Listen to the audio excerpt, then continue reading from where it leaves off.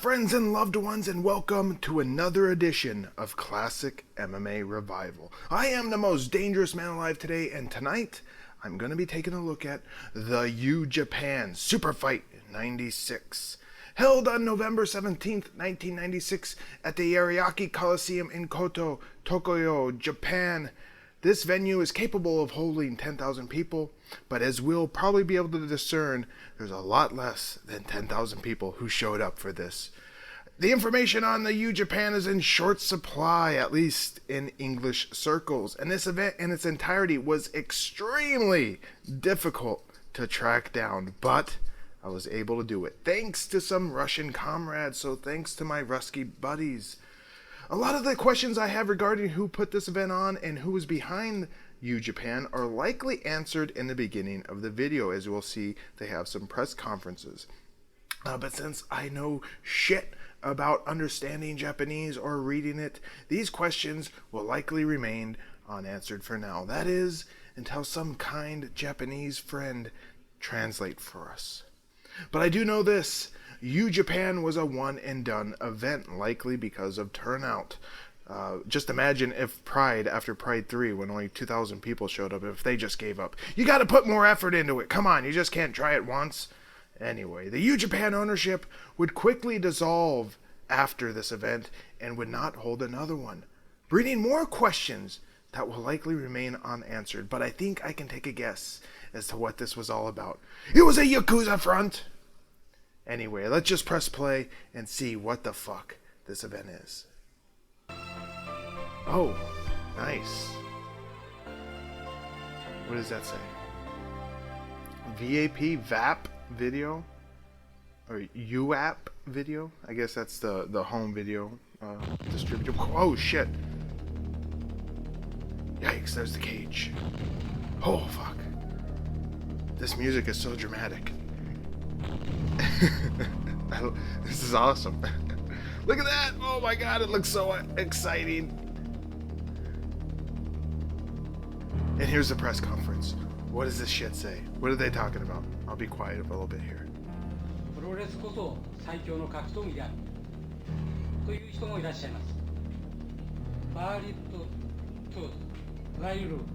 Can this guy read? He's one of the many frontmen for the Yakuza.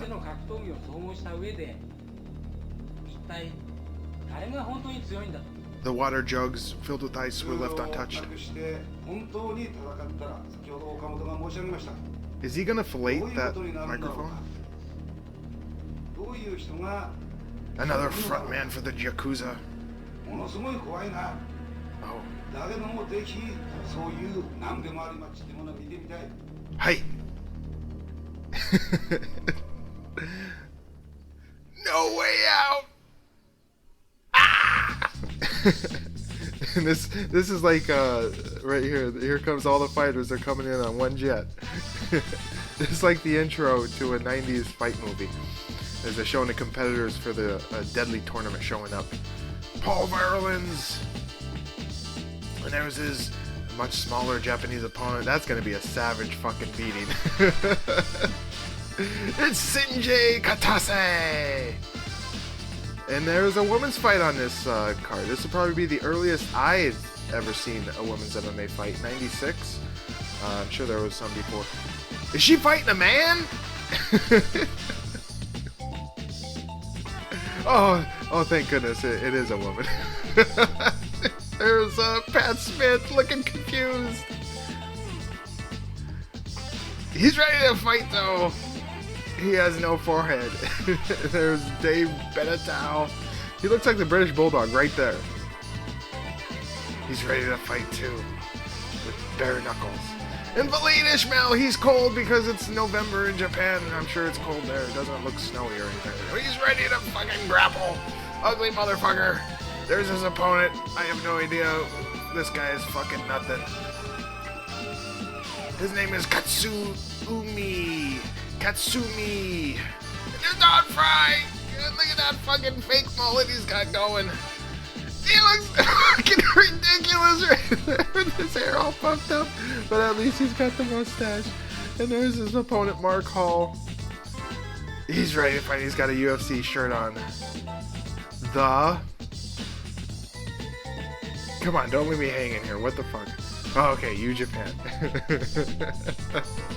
And there's the cage. How many sides does this thing have? Is that 8 sides? I think this is copyright infringement, unless it's got 9 sides. The octagon, you can't have 8 sides in your ring. Dan Severn, Mitsuhiro Matsunaga. He's a pro wrestler. You might know him if you watched, maybe you caught him on Yoji Anjo versus Shawn Alvarez. Yoji Anjo. Cowabunga, dude. Got the power! Kimo versus Crusher Bam Bam Bigelow.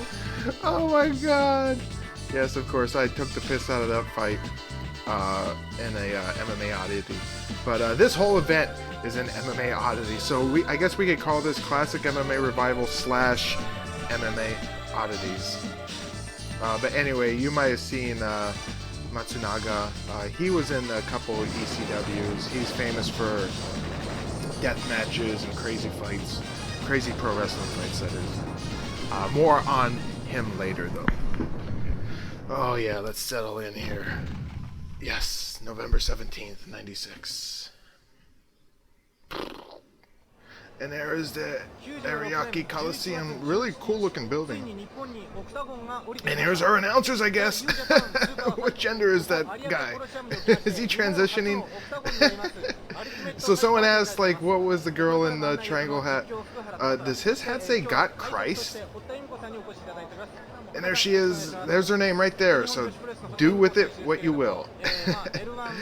I had took a guess that she was maybe a fighter, but I guess she's an announcer, and she's wearing that triangle hat. Might be a pedophile symbol in secret. Wink, wink. Besta Pizza. Pizzagate! And who knows what they're saying here. And I am actually going to stop it. Well, I just stopped it right there because what I have to do is, for whatever reason, the video loops and it replays the intro minus the press conference parts. I don't know if that was how the original video was released, home video was released, or whoever made this encoding fucked up. So let me get to the actual fight here. Okay, we're back. So there might be a little hiccup here as I had to... I re-picked up the video here, taking out the... I had to fast forward out of the repeated part. So I don't know if that was originally how it was on home video. That'd be a fucking huge error. Or if it was a problem with whoever made this. So anyway. But yeah, she's her hat is a secret pedophile symbol. Besta Pizza. Pizzagate. Yeah, and I can't believe his hat says "Got Christ." He must be one of the rare Japanese Christians. And here is the rules scroll, I assume. I can't fucking tell you what any of this says. Yeah, I just know it's bare knuckle. I assume there's no headbutts, no eye gouging, no fish hooks. We'll just go with that. Okay. Oh god. Alright, fine. Fight number 1. We're finally here. Fight number 1 sees Paul Varelans taking on Shinji Katas. Paul is from Alaska, of all places. He looks, whoa, he's a perfect candidate for Grizzly Bear Magazine Hunk of the Month. He is looking chunky, or not chunky, beefy. Very beefy. Paul is from Alaska, of all places. He's 27 years old here and has put on quite a bit of weight since his debut at UFC 6. Paul, in fact, had appeared in 4 straight UFCs, the first 3 being tournaments, UFC 6, 7, and Ultimate 95, and then he had a singular match at UFC 8. He had went all the way to the final bout of the tournament at UFC 7, but lost to Marco Huas, and then at the Ultimate 95, Dan Severn quickly dispatched him in the first round. Just prior to Japan here, Varelans was TKO'd by Igor Volchanchin at IFC 1 Combat in Kiev. As for Shinji, he's from Aichi, Japan, was 27 years old, and this was his first MMA bout. And don't mind me as I kind of fiddle here while this is playing. I gotta plug in my fucking laptop. Oh god. Just listen to Shinji. Read what that says. I'm all fucking out of sorts here. Oh god. God help me. Okay, it's plugged in. Whew. Crisis averted. I was down to 10% on my laptop here.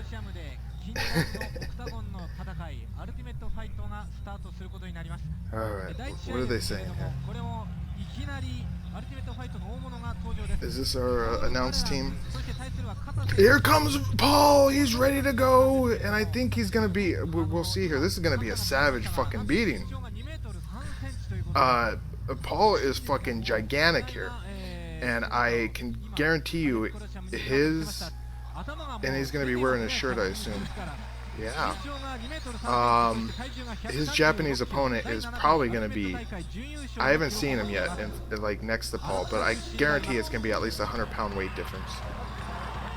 This is going to be a fucking brutal mugging.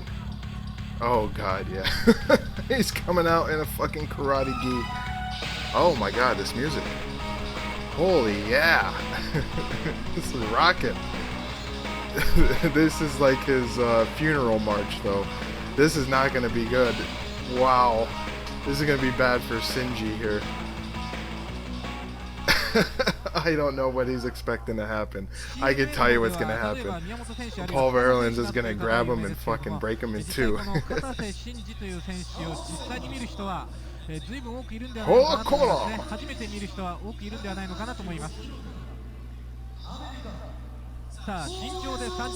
Why are you talking over the announcer, dude? Let him... I can't hear what he's saying.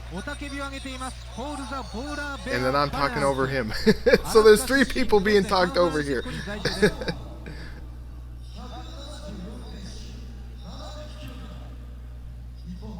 This guy is not fucking ready for what hell is about to be unleashed on him.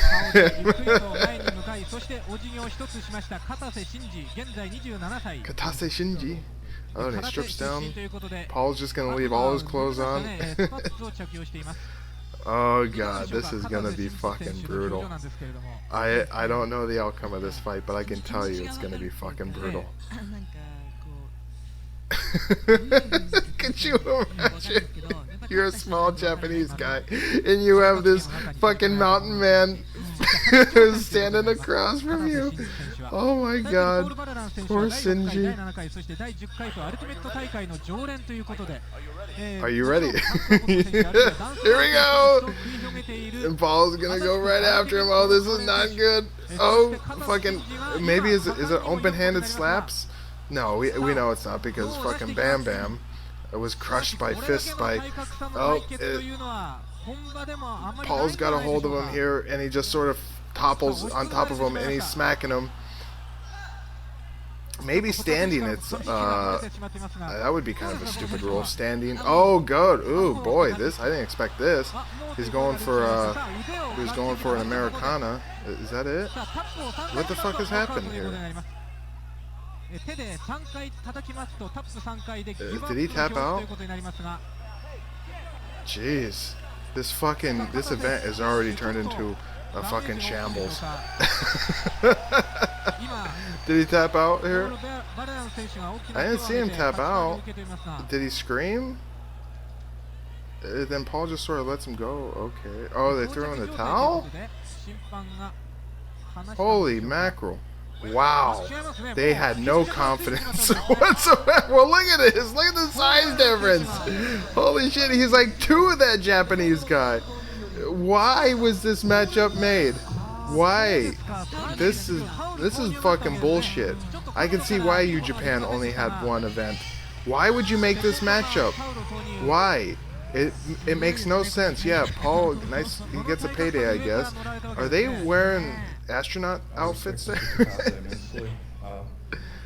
Oh, cool! Look at the marquees on the back. The U Japan. I wish I had one of those. This fucking be awesome. They just look how many they just plastered on the wall there. That's a rare collectible. Today was my day. Today was your day. Yeah. Today was your day. You get matched up against a fucking tiny Japanese guy. So what would become of our two fighters here? Varelans would head back to the UFC after Japan and fight Kimo Leopoldo at UFC Ultimate 96. He would lose via TKO / corner stoppage in the first round. Wow. Shinji, meanwhile, would fight at CMA Octagon Challenge, that Central Martial Arts Association, immediately after Japan. Held in Japan, this event would have been involved in copyright infringement with the whole Octagon thing. Shinji would defeat his opponent, surprisingly, Koichi Takamura, via armbar in the first round. Now, fight number 2 is our women's fight. It's a women's match. Yes, no shit. I kind of alluded to this before. In 1996, there was a women's MMA match, believe it or not. This one features Becky Levi taking on Yoko Takahashi. Becky is from Tucson, Arizona, and is of unknown age. But she is a large lady, though, at 6 foot, and she's probably close to 200 pounds. She's a big one. This is Becky's first MMA fight. Yoko, she's from Hokkaido, Japan, and she was 23 years old. She has had 2 bouts under her belt, both stemming from the All Japan Women's Professional Wrestling UTOP martial arts tournament. First at the qualifiers in July of 96, she beat Kirsty Braggard via head kick submission, I guess? That's what it says. Head kick submission? How is that possible? Then at the opening rounds of the UTOP tournament, she lost to Irina Rodina via armbar. And she's a very butch looking Japanese gal. I don't have any more to say on these fighters here. We'll just wait for them to get to the ring.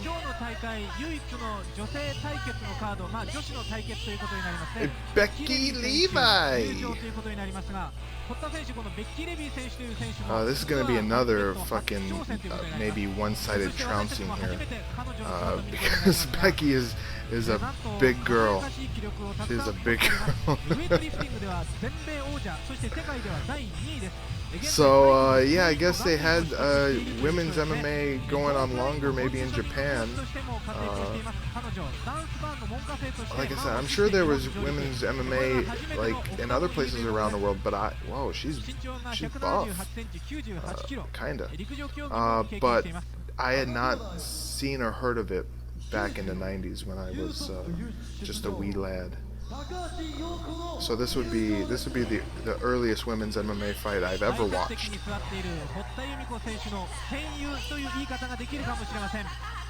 Yoko Takahashi.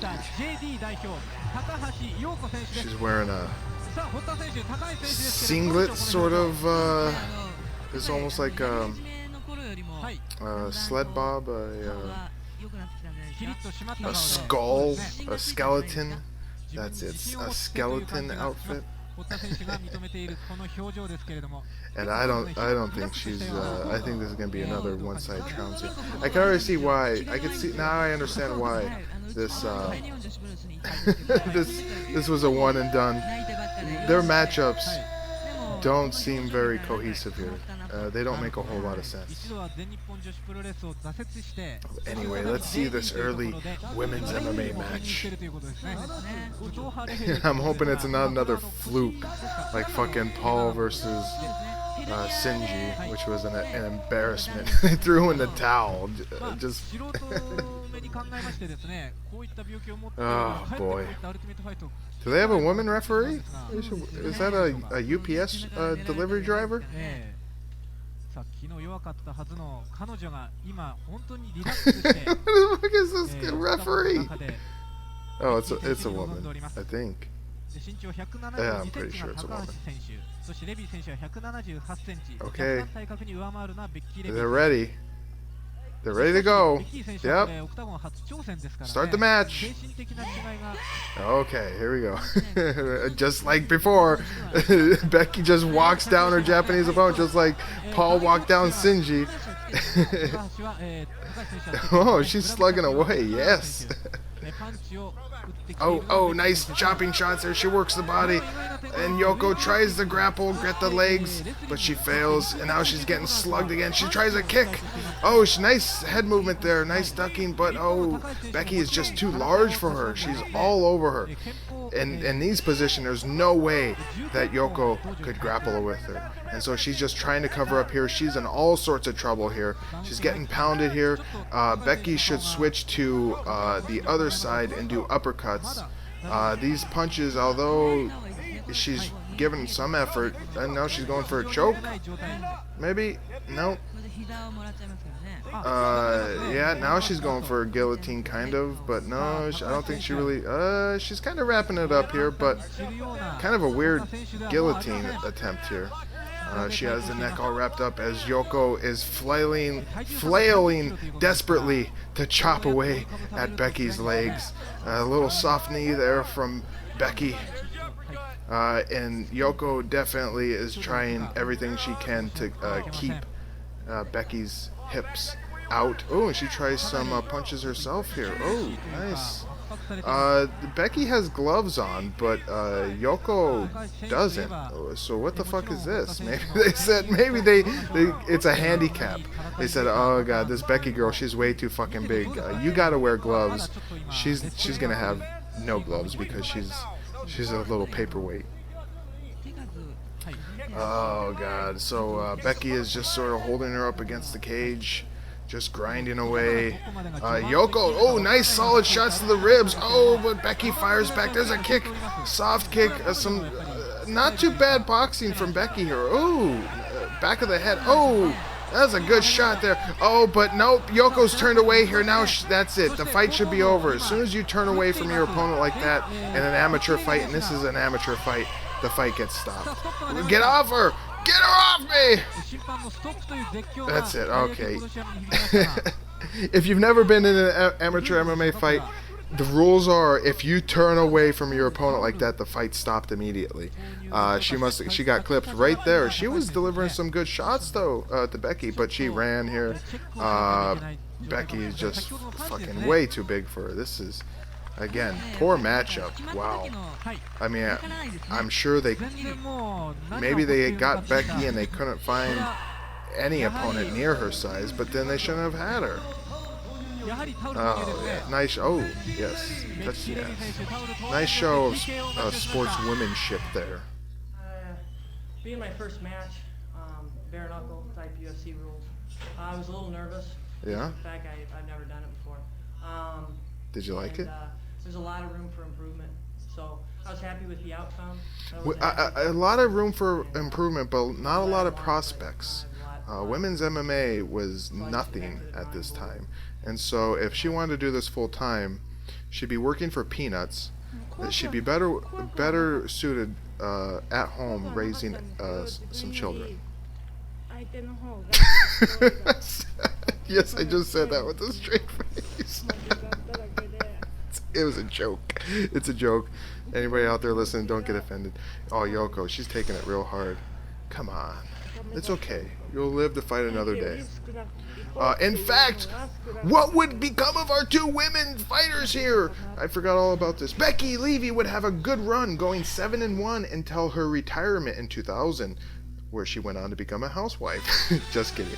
She wouldn't lose in an MMA bout until her very last one, which came at Remix World Cup 2000 tournament semifinal round.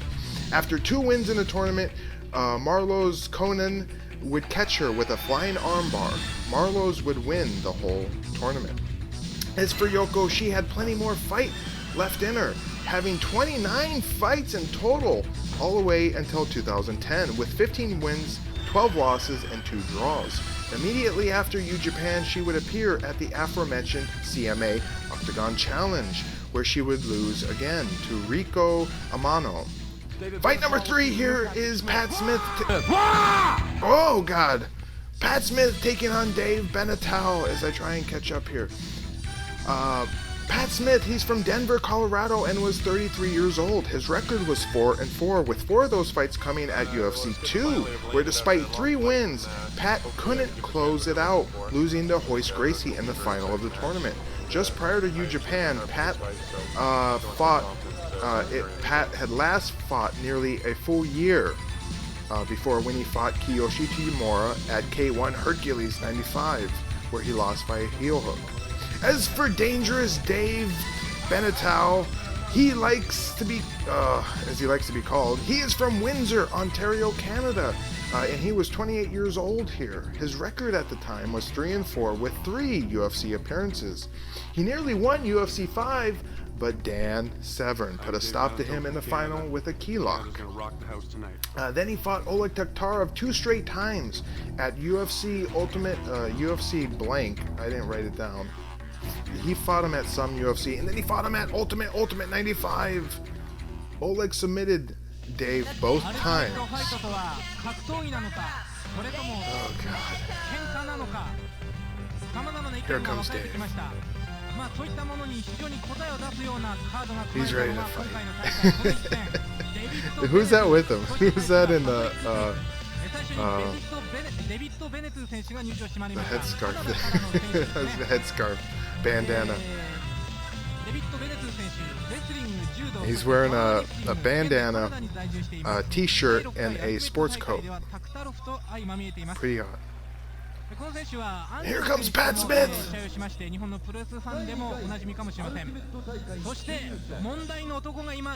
wish I could tell you what the commentators are saying.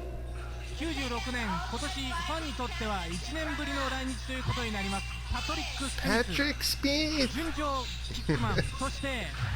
So,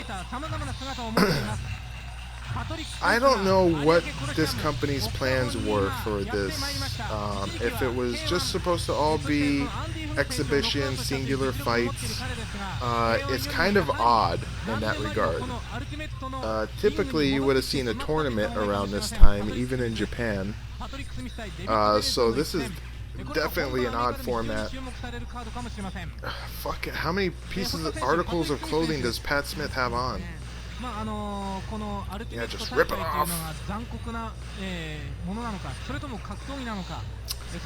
Pat Smith, he's 33 years old, but he looks pretty young here. But considering he's kind of an old fart when he started fighting. What I don't think you could name many fighters today that start in their late 20s MMA fighting. Few and far between, but back in the 90s, dime a dozen. What do you think of the orange? The burn your eyes orange color that they decided to go with here. Canada no.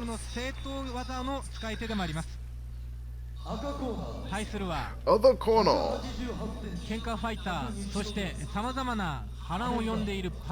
This whole event seems poorly produced.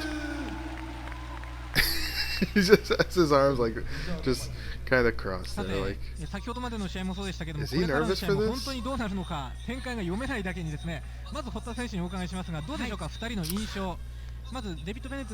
Is he giving some instructions to old Dave there? Oh, he's checking him.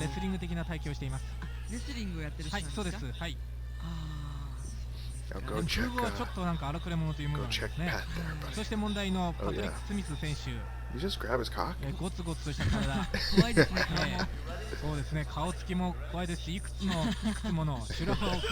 he ready to go? There we go, the fight, round 1! Pat Smith dodges him. Oh, and Dave shoots in again, gets his takedown this time. And he is in the guard of Pat Smith. And Pat is going crazy. He's going buck wild on him. He's trying to set him up here, maybe for an armbar. Nope. Oh, and Dave is sort of just flailing around, not doing a whole lot. He's got on full-length tights, and he's gonna pass the guard here, get the side control. Nicely done. He is in side control, and Pat is in trouble. Oh, as he tries to push him up against the cage, Pat is going to try and push off the cage here, maybe. Bare knuckle fist right to the face there. An elbow. I think maybe elbows are illegal. I would assume this is Japan, and elbows were typically illegal. Some knees there from the side. And Pat here, it has little options. He should be, he gets him back to guard. Nice. Nicely done. Now he's going for an elbow to the top of the head. I guess elbows are legal. Oh, some straight punches from Dave. Oh, and uh-oh, something happened to Pat's eye. Oh, God. Another fluky finish already? That's it. Fight's over. What happened? Did he get poked in the eye? Oh, Pat. Let's see if it was a punch or a finger. Boom, boom. Oh, that was a punch. Okay, well, I guess he taps out. Tapped out. Okay. Oh my God. This event is horrendous. This fucking event. We're already 3 fights down. What the fuck? That's, and Pat's got, oh, he brings him back. He's like, get back in here. Oh my God. The fans in attendance are probably like, what the fuck are we watching here? This is amateur hour. This, we paid for. He gave a kiss. Pat Smith, he's awesome. And there's the winner. Is this the winner's press conference? Is this like a UFC press conference after the event? They put some thought into us, I guess. And so, you know, I know I was dealing with a lot of experience. He knows my style, I know his style. So basically I just wanted to impose what I do best, and even though I knew it was coming, I knew I wouldn't be able to stop it. I wanted to take him down on the ground right away. It's pretty confident there. So, what would become of our two fighters here? Dave Benatau's next fight was at UFC 15 in October of '97, where he beat Carlos Barreto via decision. As for Pat, his next fight would be at WVC 3, that's World Valley Judo Championships number 3, where he lost to Fabio Grugel in a weird fight. Pat was holding the ropes, and a fan literally came out of the stands to slap Pat's hand off the ropes. The ref argued with Pat over this, and Pat refused to continue the fight. Fucking drunk Brazilians.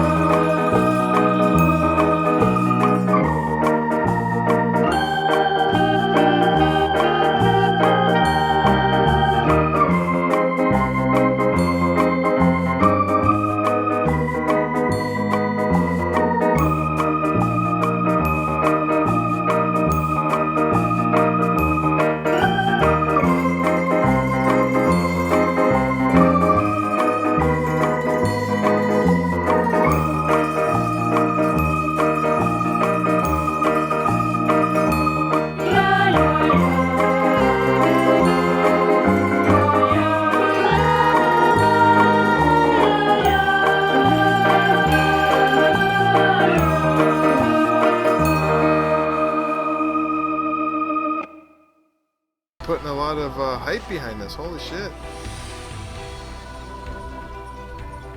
I don't understand why. Is this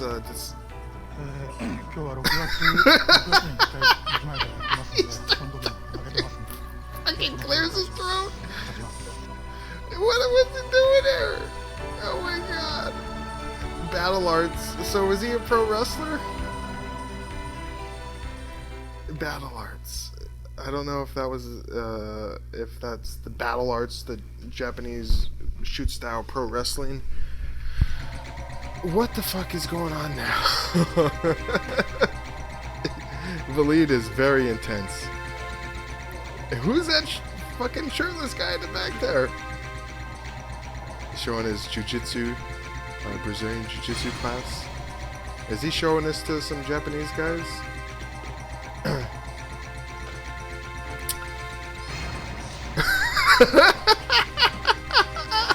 the fuck is this? Don't tell me this is how you train, Wallid. Is that the translator, the guy that didn't have the shirt on? Então lá eu dou minha vida na hora de lutar. Isso que as pessoas têm que entender. Eu tenho o maior respeito por ele, como eu tenho por todos os lutadores. I can't tell you what he's saying either. I don't know Portuguese. Mas chega na hora do ringue é matar ou morrer. Oh my god, we're still going on with this? Holy shit. Maybe that's his spiritual guru. That fucking guy over there with the beard. It looks like Cheech from Cheech and Chong. No, he looks like Chong. Excuse me, not Cheech. He looks like Chong. Is my life. Fight is my life. Okay. Why did he say that in English? Why was he speaking in Portuguese in one section and he said that in English? What the fuck is going on with this event?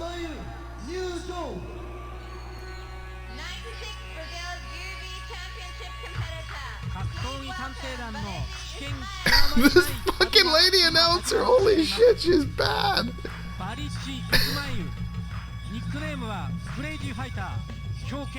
Put a bend in that hat, son.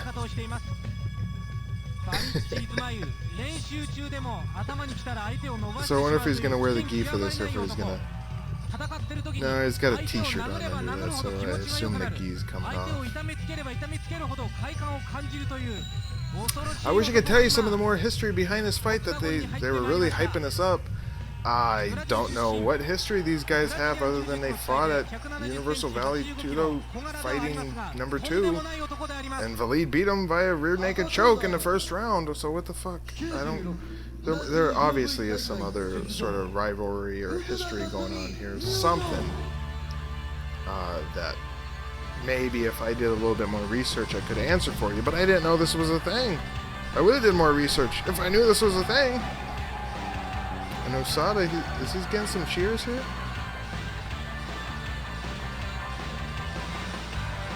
This doesn't sound like the original music that played in the arena. This must be a pipe post-process here.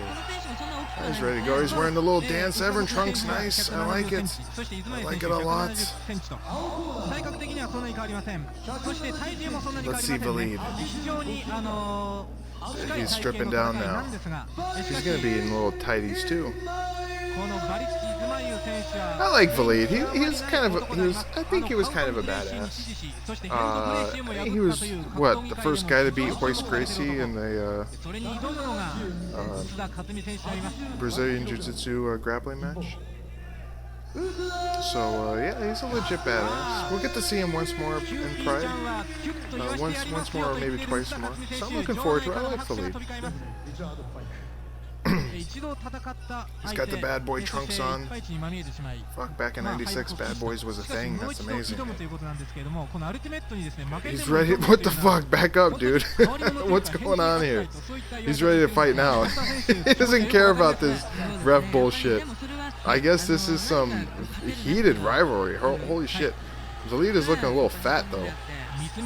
They're ready to go. Wallid is going to fucking stomp him, I think. This is not going to be close. Back up. Oh. What was that, Wallid? Why are you so scared, dude? He's got lots of fucking advertisements on his ass. Damn, he must have made more money off the advertisements than the actual fight check.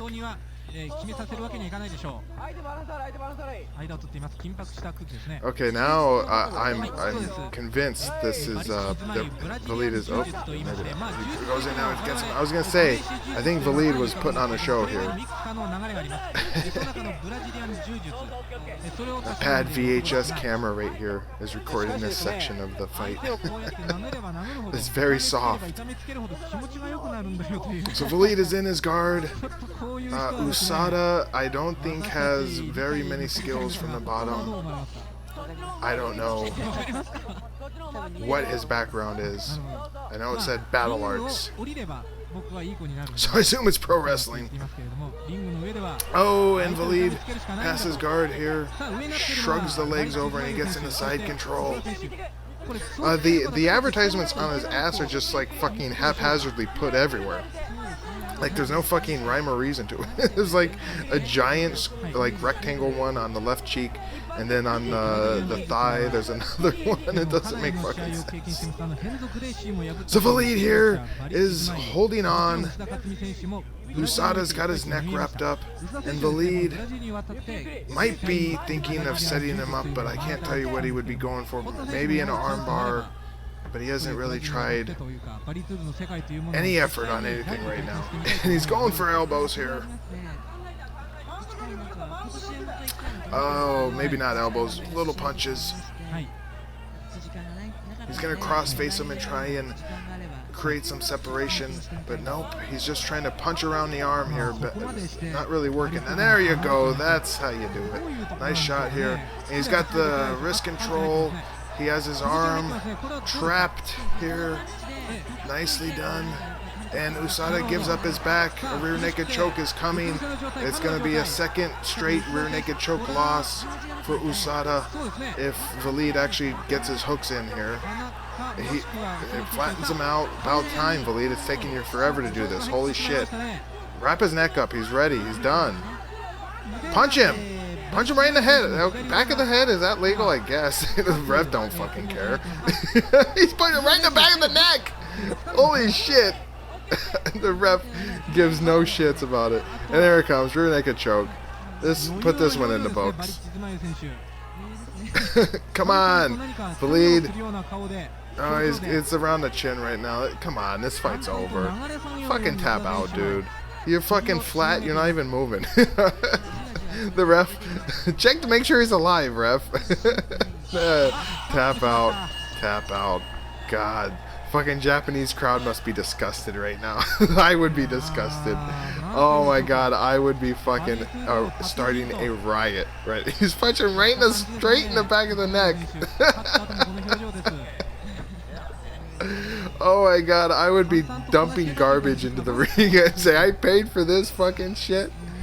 I paid for this to watch my countrymen get molested by foreign invaders. And Wallid is putting the gi back on. Come on, man. We're on a time limit here. What the fuck? Okay, we just stopped the tournament. Or stop the event. He puts his hat back on. He's ready. Now he's ready to have his hand raised. After he takes 5 minutes to put all this shit back on. Oh, nice show of sportsmanship here. Oh, that's very sweet. So what would become of our two heroic hustlers here? Immediately after U Japan, Wallid would fight Kazuo Takahashi at UFC 12 in February of '97. And what is he doing with his fucking hat? Are you a fucking white rapper? A decision loss. He would lose to Kazuo Takahashi via decision. Wallid would only have 12 total fights in his career, with a record of 9 wins and 3 losses. His last fight came in 2002 at the Inoki Bumbaya 2002 event, a win over Yoshihito Nemakawa. As for Usada, he would fight next at King of the Cage 9 in June of 2001 against Shannon the Cannon Rich, a near 5-year layoff in between fights. He would defeat Shannon via heel hook in the first round. Smells fishy. Usada would only have one more fight after that, a loss to Ryo Chonin at deep 6th Impact, ending his career with a dismal record of 1-3. The 5th fight of the night features, thank God it's about time, Don the Predator Frye, fuck yes, taking on Mark Hall. In this mid-90s Don Frye, oh my god, I'm so excited here I dropped the recorder. Mid-90s Don Frye looks like Tom Selleck. Tom Selleck has decided to take up fighting. This is fucking so awesome. I'm Don Frye, the Ultimate Fighting Champion. I come to Tokyo to claim my birthright. Did he just say to claim my birthright? What? Is that up for contention here? Don Frye is from Sierra Vista, Arizona, and he was 30 years old at the time. His record was 6-1. Mark Hall, meanwhile, is from Murrieta, California, and was 35 years old at the time. His record was 3-2. It's another rematch, as these two men's last fought each other at UFC 10 in July of 96, where it took 10 minutes for Don Frye to TKO Mark Hall. Don Frye, the Predator, as he is known, was nearly a two-time UFC champion. He won UFC 8 in February 96 with 3 wins, including a final submission to punches victory over Gary Goodridge. At UFC 10, he again was in the finals, but lost to Mark Coleman via TKO. Don was only a week shy of his 31st birthday here at U Japan. Geezer tidbit. Mark Hall is called the Cobra, and he too started his MMA career in the UFC, but to less success. At UFC 7, he lost in the quarterfinals. He won an alternate bout at Ultimate 95, but never got a chance in the actual tournament. And then at UFC 9, he beat Koji Katao. Boom, boom, boom, boom, boom, in a featured bout after only 49 seconds via doctor stoppage. Yes. And if I'm smart enough, I would have spliced in Koji Katao's sad face with the music.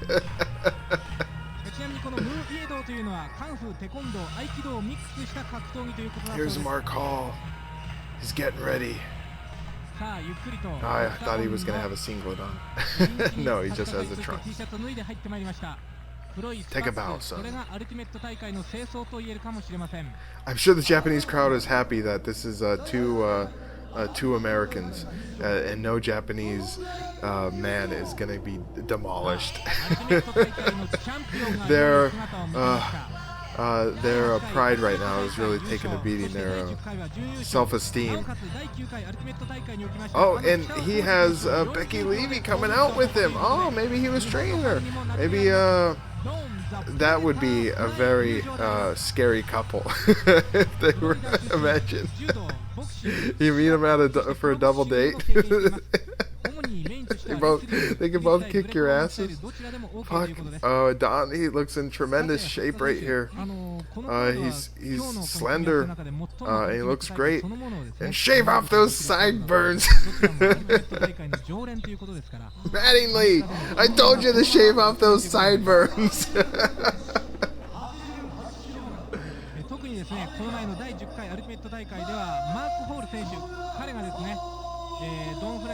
Mark Hall, he's looking a little soft, not in bad shape. Don Frye, oh my god, he is fucking awesome. This is a treat. Don Frye. He's just not the same though without his USA trunks. Some odd fashion choices back in the mid-90s. that tricolor trunk he has, red in the front, blue on the side, black. You can't buy anything like that these days. Not only that, but they're sort of like a longer version of the Severns. His hair looks like he just woke up. He rolled out of bed. Here we go, round 1!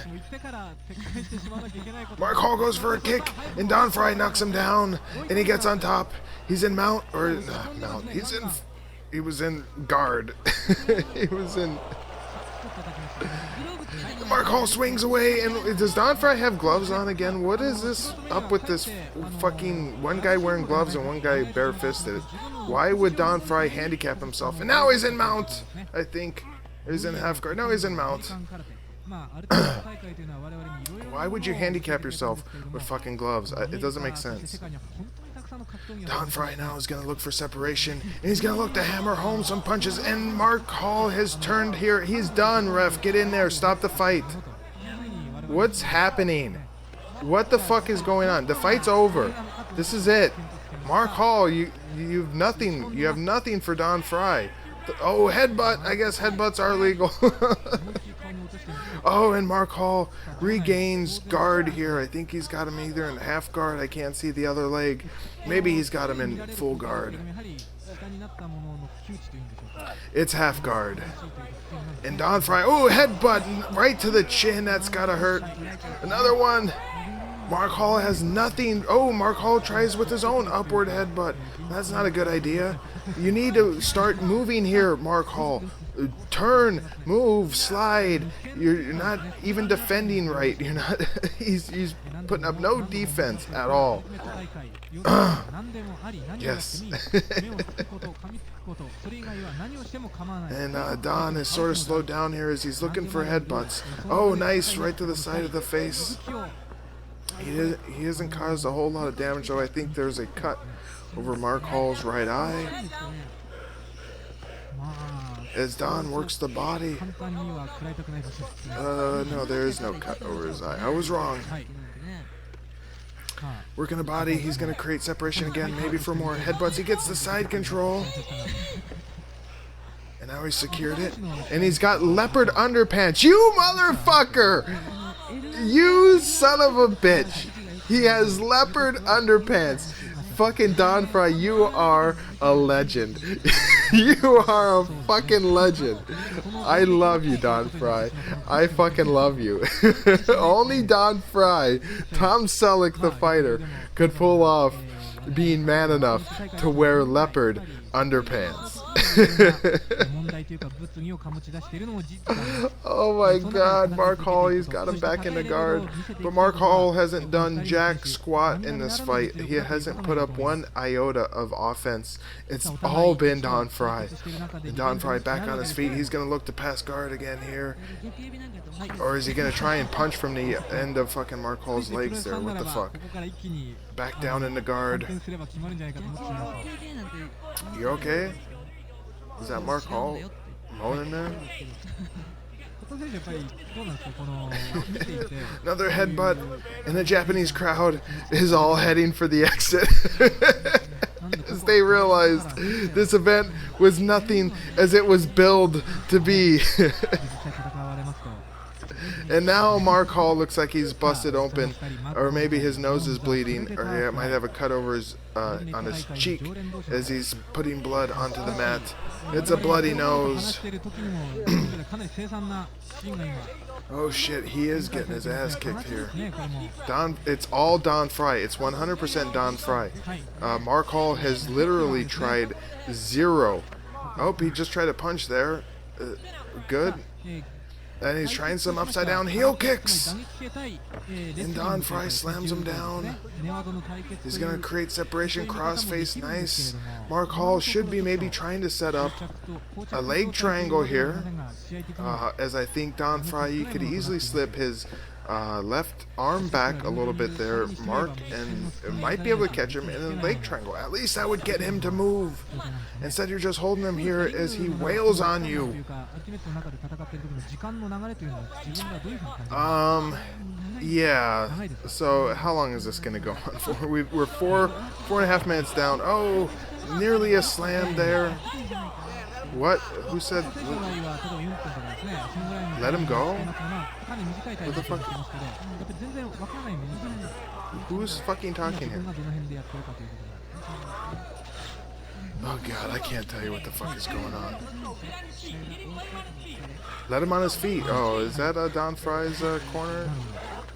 Oh, and Don Frye collapses down into side control, and he's huffing and puffing. He's getting very tired here. His conditioning is probably his weakest point here.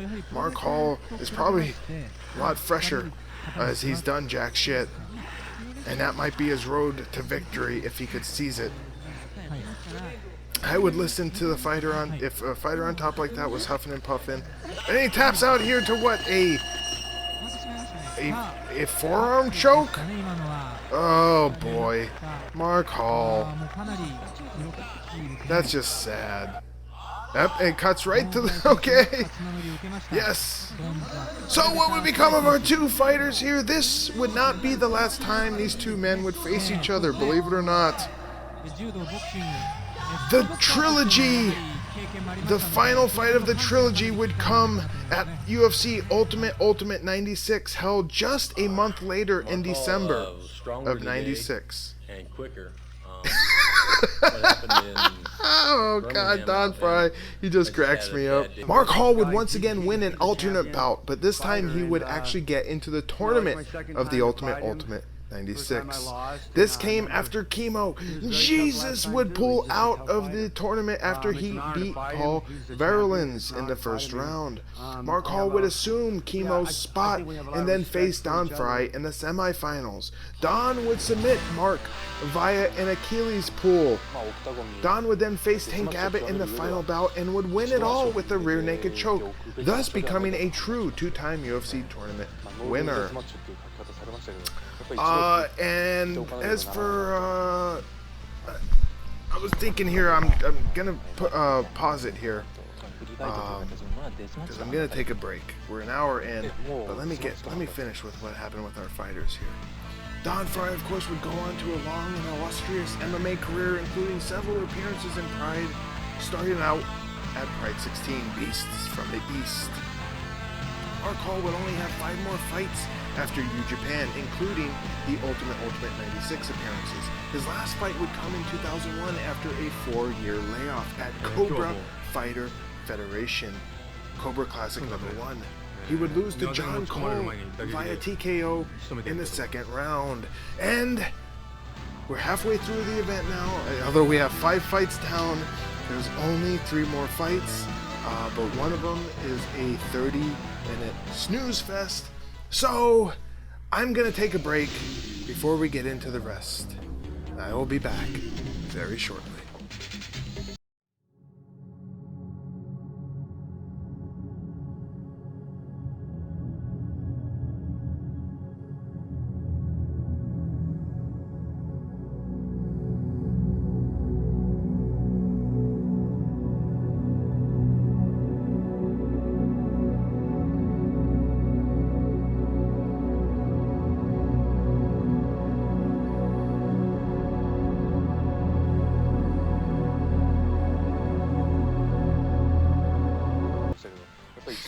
Okay, and we're back, and let's get this U Japan finished. I'm gonna press play again now. Who the hell is that? Is that Matsuhiro Matsunaga? Well, our fight number 6, as he looks on. What the fuck is wrong with the ring? Is it on fire? That must be Matsunaga. Fight number 6 is gonna see Dan Severn, fuck yes, taking on Mitsuhiro Matsunaga. One amazing mustache wasn't enough for this event. We needed 2. And look at Matsunaga's forehead. Holy shit, that is the battle scars of razor blades and barbed wire and whatever crazy professional wrestling matches, death matches he had been doing. That's insane. The Beast! Dan Severn is from Coldwater, Michigan. He was 38 years old here, and he had a record of 12-2, and look at him go. Next he's going to be doing yoga. Mitsuhiro, meanwhile, is from Aichi, Japan. He was 30 years old, and this was his first MMA fight. Are you okay, Dan? Is he sleeping? Is he taking a nap? There's no greater country to be in to compete in martial arts or no holds barred fighting as the country of Japan. And when I step into that octagon, I'm going to show you the greatest. It is an octagon. Oh my god. They're blatant copyright infringement. He barely knew how to speak there. Dan Severn, not known for good promos. One of his major downfalls in pro wrestling was he couldn't fucking cut a promo to save his life. Dan Severn was a two-time UFC tournament winner at this point. He debuted at UFC 4 in December of 1994, but lost in the finals to Royce Gracie via arm triangle. He won UFC 5 in April of 95, then Ultimate 95 in December of 95. Matsunaga, who's coming out here with a barbed wire baseball bat and a crown of barbed wire. Jeez. He is a pro wrestler, of course, and he had been fighting in FMW, that's Frontier Martial Arts Wrestling, since 1998. He would then go on into the Wings, that's W*INGS promotion. And that's all I got on Matsunaga until the after the fight. And here he comes, here comes the Beast. Classic Beast attire, and oh yes, he was traveling around with Don Frye around this time, so there's Becky, Levi also with him, and then the guy with the bandana. And this is not going to be good for Matsunaga. This is another lopsided booking. Whoever thought this was a good matchup, whoever was the matchmaker from New Japan, they should have been flayed and hung from a pole because they had no clue how to put together compelling matchups. And is he going to be wearing the gi? Not intimidating in the least. In the fucking least.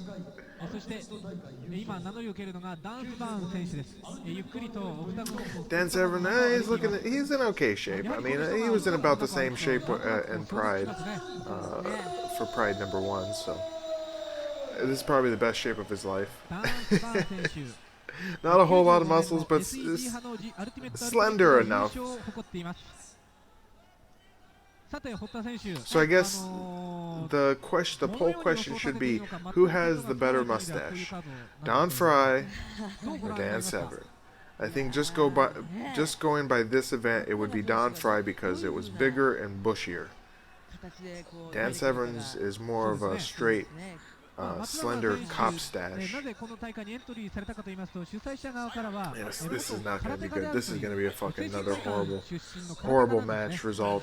Fuck, let's do it! Dan Severn coming out like he's going to wrestle a bear. Matsunaga, he's taking a sort of a taekwondo stance here. I'm not sure if he knows any taekwondo. There goes Dan Severn, takedown. Of course, right away he's in guard. He gets up, postures up. And there's just one semi-slam. He just sort of, he's gonna pick him up again. Oh my god! Oh my god! This is horrendous for Matsunaga. Is this for real? This had to be agreed upon. This cannot. Whoa! He almost does it. Belly to belly over. Fall away suplex there. Oh my god. He nearly broke Matsunaga's neck. Oh, and he's going to do some more slams. He's probably outweighing Matsunaga by about 100 pounds. Matsunaga's holding on tight here, but he doesn't have anything. He's got a grip that this makes it easier for Dan Severn to smash him. This is I don't know how I would describe this. It's like pathetic and awesome at the same time. And he cross faces here, and at the end, oh, he's pulling. Oh, that was a bad bitch move. He tried to pull there. Now Dan Severn just straight arm bar. That almost smelled like a work. That really did. Matsunaga tries to grab a little bit of hair here, but there's not much hair. You can't really get a good grip on old Severn's head. Maybe that was the cue to go home, because Matsunaga just gives up right there and doesn't even attempt to fight. No, not really an armbar. This is very fishy. Who's that long-haired, feminine, pink-wearing Japanese wrestler with him? Which ender was that guy? Wow. This was very fishy. No way this was a real match. No way. 0% chance. Before each competition, I like to get in and to check out the environment. This ring definitely had a harder surface than most. And What? It's hard to go into a match saying, this is what I can do, because you never know what your opponent's going to do. So you go out there with... This might be the best Dan Severn promo he ever did. This is what I'm going to look for. Oh, before I forget here, what would become of our two awesome fighters? He's kicking, maybe I can go... Although I do want to listen to Dan Very Severn. broad diversification, and from there, whatever happens. There really is no time to think, only time to react and to do. Especially the way the noise is coming, it's even hard for me to hear my own corner of support. Severn had an insane career, of course, with a record currently standing at 101 wins, 19 losses, and 7 draws. He last fought in 2012. After his heyday in the 90s, being an old fart, he quickly lost favor with marquee promotions and would settle into a life of thumping drunks and doofuses through the 2000s. Matsunaga would never fight professionally again, although it's questionable if this was a professional fight. And he would earn a reputation for his insane death matches in Japanese pro wrestling. He retired in 2009, and he currently owns a steakhouse, of all things, in Tokyo.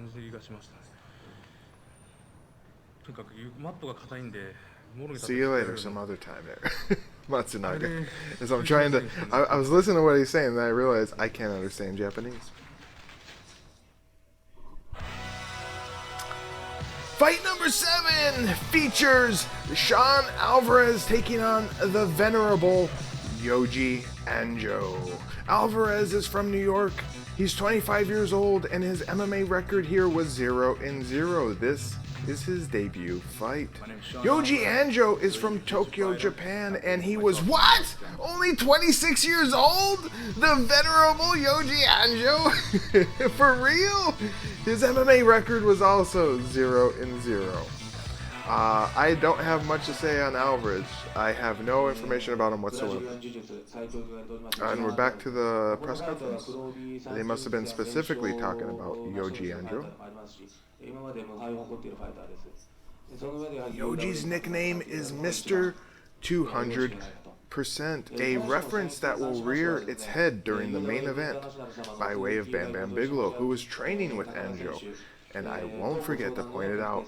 Yoji is a pro wrestler, and raising doubts about his age, Yoji tried out for the Universal Wrestling Federation after meeting Nobuhiko Takada, and he made his debut for the Shoot Style Federation in 1985 at the age of 15. Wow, can that be real? I have no idea.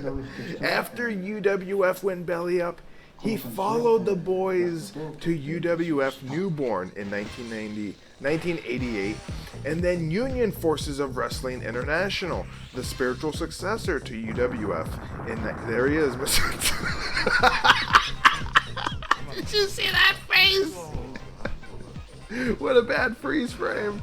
Yoji Anjo is seriously one of the goofiest, doofiest, dumb-looking motherfuckers I've ever seen in my whole life.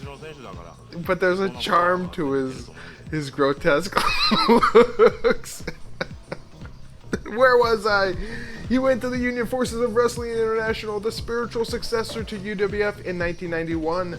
While Anjo was still in the UWFI he was still in the UWFI during his appearance here at U Japan. He wouldn't be for long, as the UWFI would shutter its doors a month later in December of '96. And they say his birthday is March 28th, 1967, so maybe that's a 57. No, it's a 67.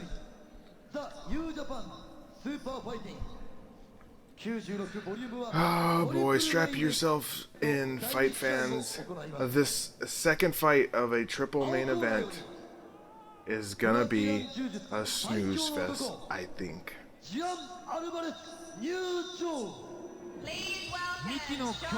Oh my god, this fucking announcer. She sounds like Deborah McMichaels.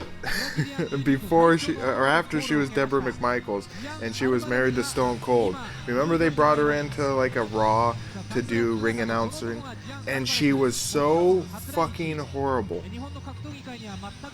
That's exactly what it reminded. I finally clicked what that was making me remember. It's fucking exactly like Deborah McMichaels. I can't believe it. I don't know what she changed her name to after she married Stone Cold. Deborah Austin? I don't think so. Well, there's Shawn Alvarez wearing the short, tight trunks. And here comes, oh, Nobuhiko Takada.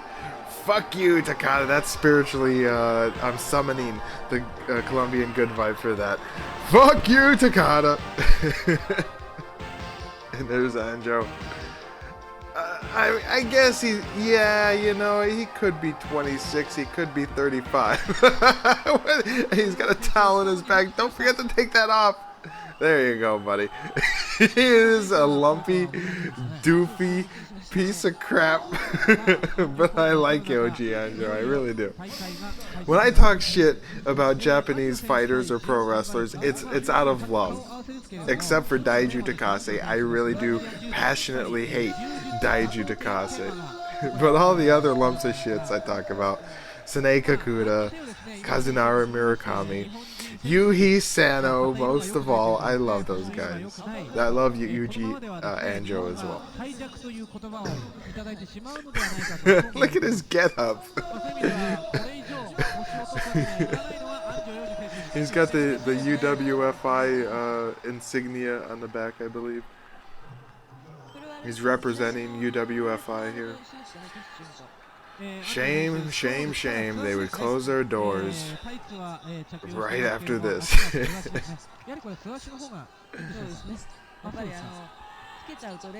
Mr. 200%. Check the belt, yeah. Alright. I don't know what the ref's job is because the ref has been so uninvolved. Let's do it! Here we go! Alvarez feints a stomp and then a punch. And Yoji Anjo delivers a kick. There's another jab. Oh, outside leg kick. Anjo shoots and he gets him taken down. Wow, he's in guard. And I'm not sure if he knows exactly what to do here. Oh, he's going for punches.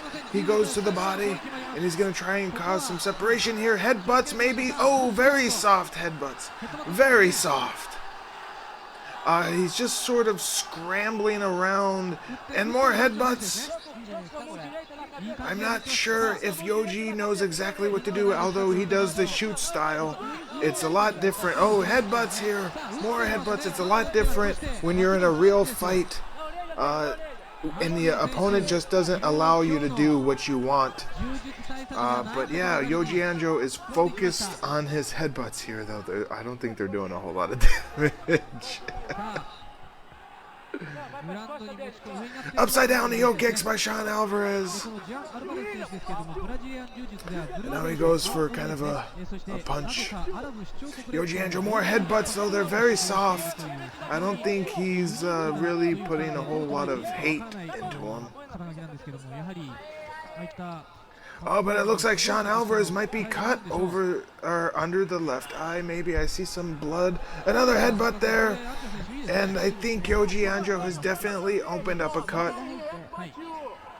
I can't get a good look here. I can't see. The ref certainly is taking a good look, isn't he? Yeah, it looks like it's right on the edge of the eyebrow there. I can see a small flow of blood, not a whole lot here. And who's this? Is that Takada? You fucking dipshit. Get the fuck out of the way, Takada. What is the ref looking at? He's not looking directly at the fighters.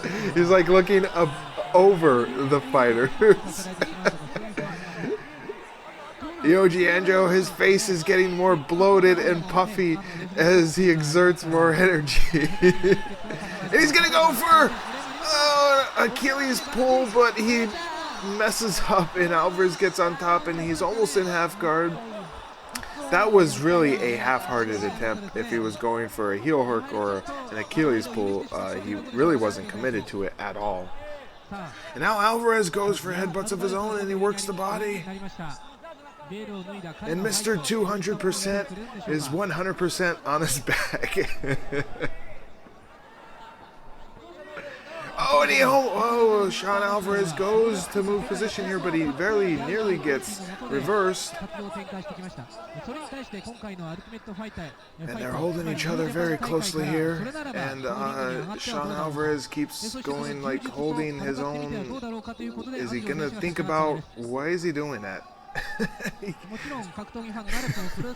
The fat puffy face of Yoji Anjo can probably be seen from space. Oh fuck, and who are these guys out front here?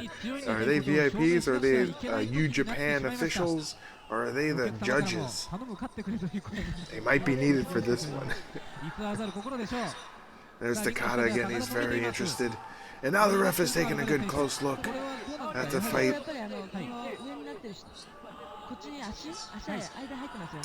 And yeah, I think we're in for about 10 minutes of this. I see no possible way that Yoji Anjo is getting up. He's not trying to get up. Shawn Alvarez is using Yoji's shoulder there to blot the blood from his eye.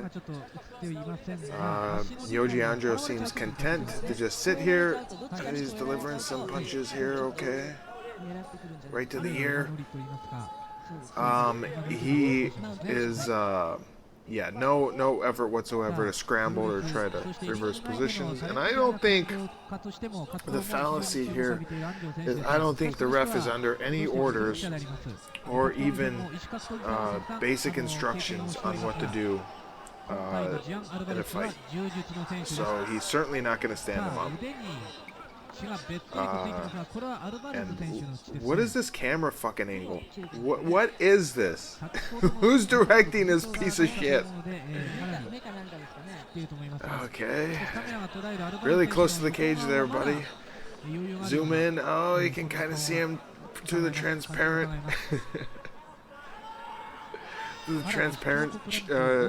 leaks of the cage. Yoji Anjo's fingers are getting all bloody.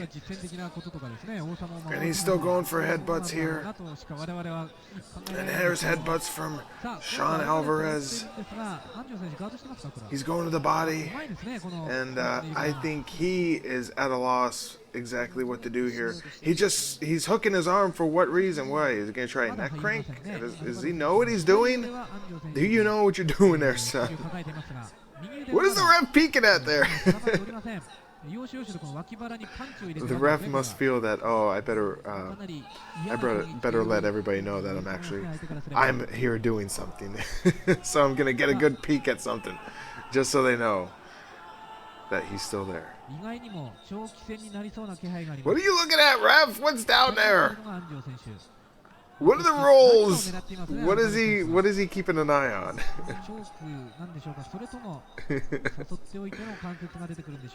Oh, fuck. I'm gonna quickly be out of material here real soon. We're nearly 6.5 minutes down, and we continue in this stalemate, which it should really be stood up. Shawn Alvarez is grabbing his own wrist, sort of hooking it as if he was going for a rear naked choke, but he's using it for some sort of leverage or trying to crank on the neck. And now he's trying to cinch it up closer to the arm. What the fuck? You're not doing anything here, Shawn. I'm sorry. You might think you get more leverage for some type of maneuver, but you're really not. Mr. 200% should put in. And there's an Anjo chant. Okay, I'll accept that. But at this point, I'm surprised the crowd has any motivation left in them to chant or cheer, because this event has been fucking pathetic and awful. And this is one of those situations where I feel bad for the Japanese fans who actually came out to support this piece of shit event. Yes, Mr. 200%, grab the cage and get up. Put 200% effort into it and you might actually move. And Alvarez momentarily thinks about passing guard here. As they lovingly press their heads into each other. And Alvarez is again looking to pass here. Yoji Anjo, he has a dirty face on. Oh my god, Mr. 200% does it! He gets Shawn Alvarez, he dislodges him and manages to get into guard. Wow, never expected that. And here comes some more headbutts. I just know it, they're gonna come. Anjo with his giant melon-shaped head, which might be made of iron. I don't know. It's definitely not made of flesh. Though the headbutts haven't come yet. Anjo here, his striking leaves a lot to be desired. Shawn Alvarez is pretty close to going. No, never mind. I thought his leg was closer. I was gonna say, is he gonna go for a rubber guard? But I don't think rubber guard existed, or at least was common knowledge, common enough knowledge that Shawn Alvarez would know how to do a rubber guard. But he could be pretty close to, if he knew how to do it, to slipping a triangle choke, leg triangle on Anjo. I mean, Anjo is in prime position here to get himself caught. Alvarez is instinctively holding onto Anjo's right wrist, and Anjo with his free left hand delivers some body shots. Where's Alvarez's corner? Do they know anything about fighting? Probably not. And there's the ref again, and he's crawling to get a closer look. The UFC refs, do they crawl on the mat anymore? Oh, some good solid rights here from Anjo, and he pounds away. Wow, that's, and a headbutt. I'm impressed. This is some pretty good striking from Anjo. I really am being serious. Do the refs in UFC, they don't crawl around on the ground. I'm trying to remember if I have ever seen it. So this ref is fucking hilarious. This is his idea of making sure he can see the action. Yeah, I can't remember if Anjo sort of has on a half-hearted neck crank there as he uses it to plow his head with a little bit more force into Shawn Alvarez's melon. And he seems really focused on that cut, and that cut is, it's not, the placement's okay. It's not going to cause any trouble. It's like above the eyebrow. Oh my god, what happened there? Anjo sort of backs away, lets him up. Alvarez kind of kicked him away, I guess. And now Anjo, he doesn't want to be here. Whoa! Did you see the flailing of the arms? Anjo definitely does not want to be standing up with anybody, let alone someone that might be trained to fight. And he goes for elbows here, straight up and down. Anjo is holding instinctively onto the cage. Whoa. It's like, whoa, don't want to be taken down. Alvarez is going, but until he dislodges those fingers, I can't believe the stupid fucking rules allow this grabbing of the cage. It's total fucking bullshit. Alvarez, you're not going to get him down as long as he's holding onto the cage. What you should do is you should break his fingers in the cage, and then that will teach Yoji Anjo not to grab the cage. I wonder if that's legal. If it's legal to hold on to the cage, is it legal to attack the fingers that are inside the cage? If a fighter is doing something you don't like, you teach him a lesson not to do it anymore. It's like John Jones. I was thinking about this when I was watching Daniel Cormier versus John Jones. And John Jones, and yes, I am going to stop talking about this fight for a couple minutes here. John Jones does the oblique kick, which gave Daniel Cormier a whole lot of trouble, and John Jones used it expertly to set up DC. He did it enough that DC was always instinctively trying to defend it in some way. And he'd conditioned DC to try and defend it with the way he utilized it. He did it perfect. He got DC thinking about the oblique kick, and it was kind of giving him some trouble. And then that's when John Jones sprung a high kick on him. I mean, just perfect execution. No shame on John Jones. He had a great game plan. But, you know, if John Jones, I don't know why they don't teach a defense for that. That if John Jones is going for that oblique kick, and he does it in just about every fight, and it usually gives most fighters difficulty. It aggravates them, it annoys them. Sometimes it's pretty effective in hyper-extending the knee.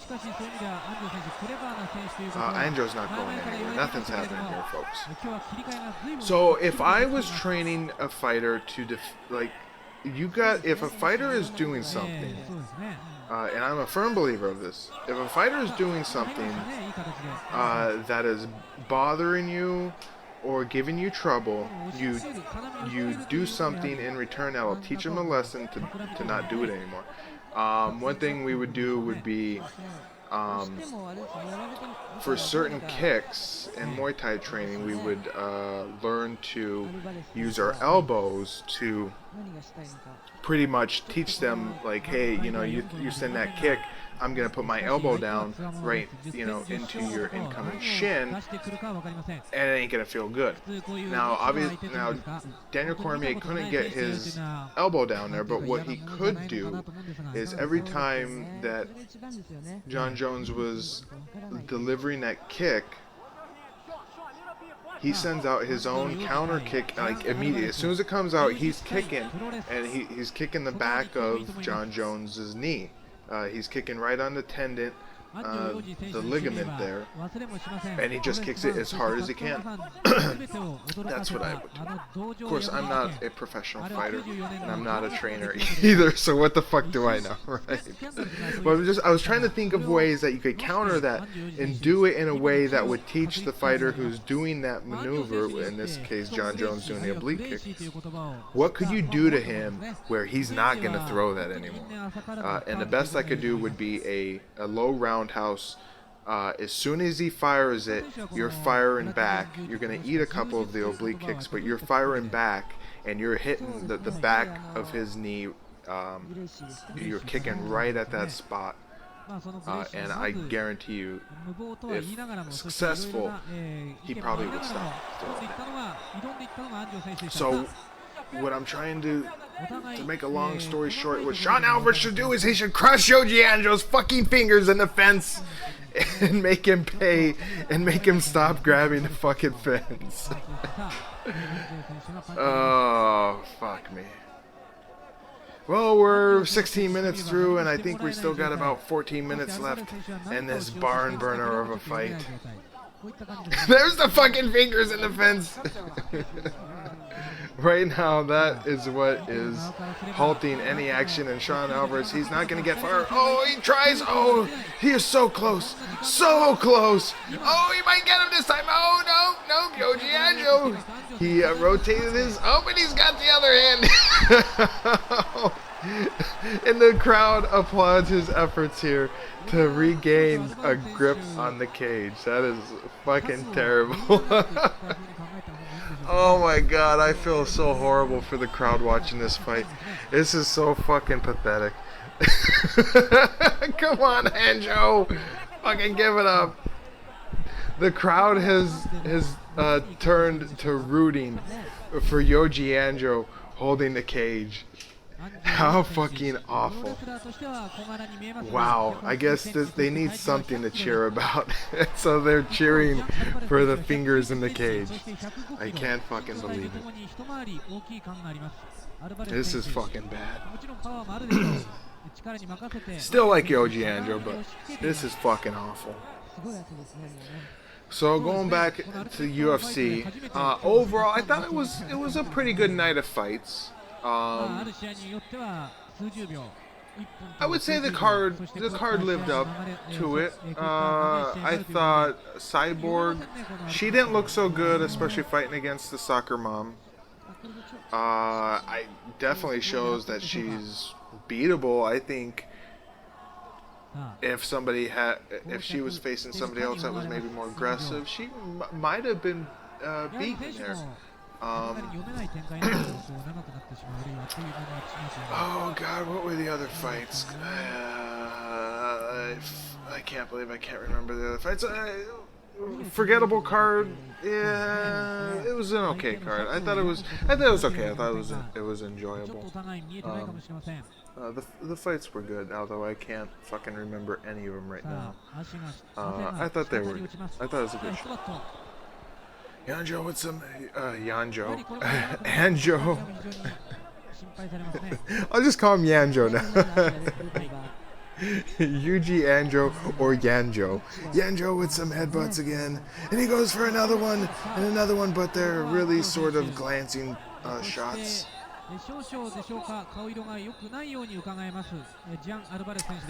Oh god. Actually now I wish they were back on the mat. And I don't care who's on top. Alvarez is in Anjo's guard. Anjo's in Alvarez's guard. Anything is better than fucking this.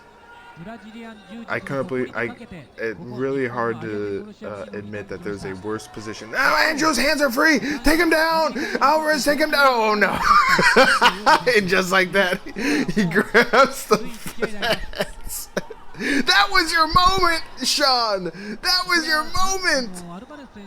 You fucking missed it! Fuck me. Fucking hell.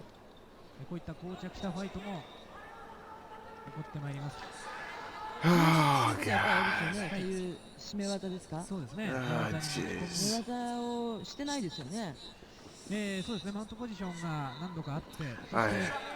I'm at a loss for words here.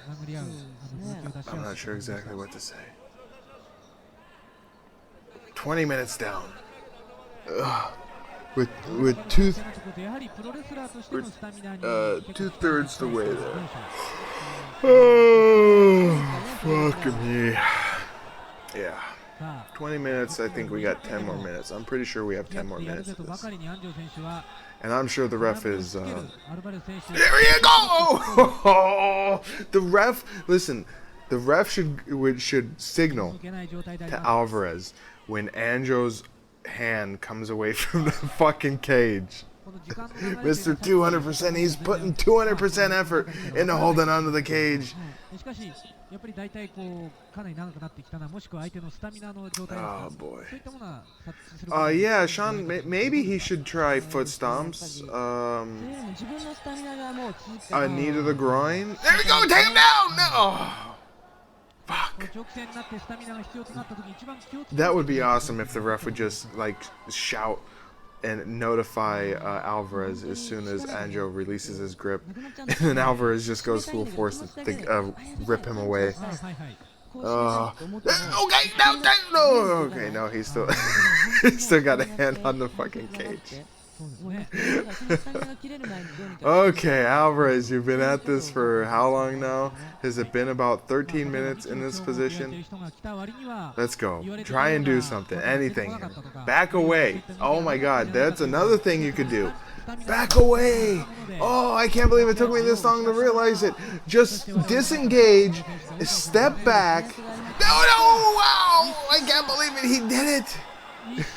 He waited him out. He used the other strategy. He waited until Anjo pretty much just got lackadaisy about it. Dropped his mind. Dropped attention from how tight his grip was. And Alvarez seized the moment. There's about 10 people were chanting for Anjo there. Most people have made their way to the exit. Oh boy. A moment ago, didn't I just say I'd rather prefer them on the ground with anybody in guard? Yeah, could we go back to being up against the cage? Because now that I think about it, now that I see it, it was kind of fun though, playing the cat and mouse game of the hand on the cage, the hand not on the cage.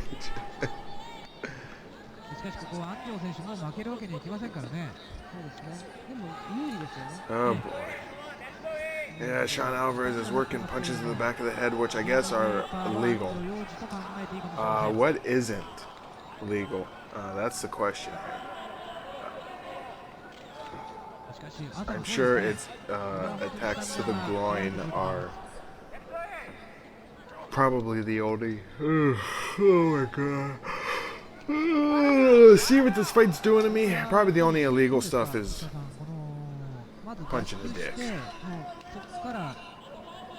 Yep, he's beating the fat, blubbery side of Anjo. You can hear the slaps echo through the stadium. Little soft ham chops there from Anjo. His tape is all fucked up. God, and I can't. The ref hasn't even done anything to fix this. Like, the bare minimum of refereeing is not being done here. The referee they have for this. Where did they find this guy? Was he pitched to them as like a trained, experienced mixed martial arts referee? Had this guy done UFCs or something like that? Because he's not doing anything. He is merely just casually observing the fight from a great seat in the house. There's those astronauts. They're over there on the right. We're gonna get another shot of them. They're like wearing space age tracksuits. They're shiny metallic. They look like they're from a 1980s music video.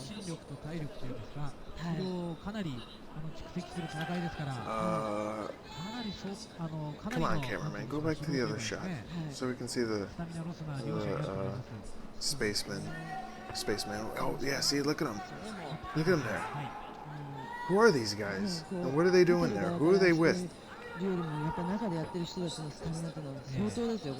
Oh my god, that would be fucking just annoy the fuck out of me if a guy's fucked up wrist tape is just dangling in my face. He just takes time out. He got a scratch on his nose. What are you gonna do? You got a scratch on your nose. You gonna not scratch it? I mean, of course you're gonna scratch it. Fight or no fight, you fucking got an itch on your nose. He still got it. He's gonna scratch it again. Come on, scratch it again. I will scream with joy if he scratches his nose or face again. He's back to doing this sort of flexing the muscles with a tight grip on his own wrist. He might try and cinch it up towards his bicep. No, he just lets it go. That was a very light punch there. Anjo has been reduced to not doing a whole lot here. Anjo and his very undefined, non-muscular arms.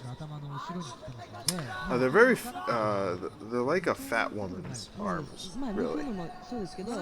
That's okay. I still like Anjo.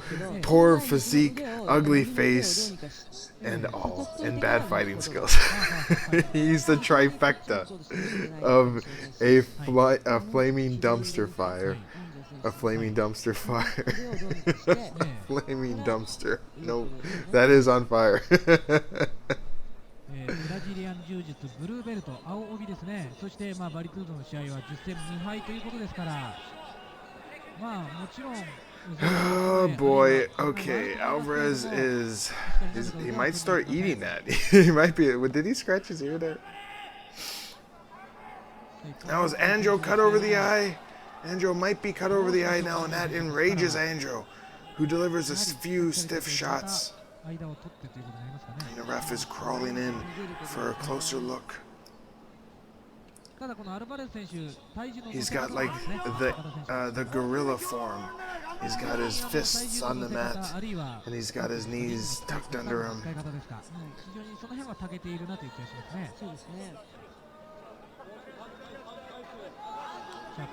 Okay, we're in the home stretch here. We're almost down to 2 minutes. Thank God. Oh man, time flies when you're having fun. Hey fans. I am over and done with this fucking fight. I'm over and done with this fucking event. We still have one more fight to go, but as it stands right now, this is probably one of the worst MMA events I have ever seen in my entire life.